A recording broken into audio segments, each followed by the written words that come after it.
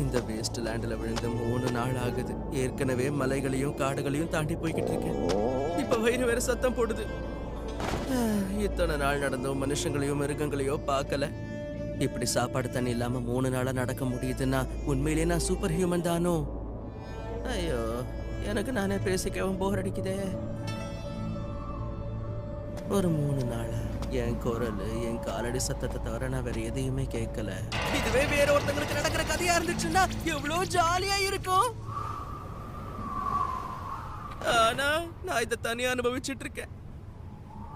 யாராச்சும் உதவி பண்ணுங்க, யாராச்சும் உதவி பண்ணுங்க. யார் இது? எங்க இருக்கீங்க? யாராச்சும் உதவி பண்ணுங்க, உதவி பண்ணுங்க. இந்த பக்கம் வந்தாங்க. என்ன காப்பாத்துங்க.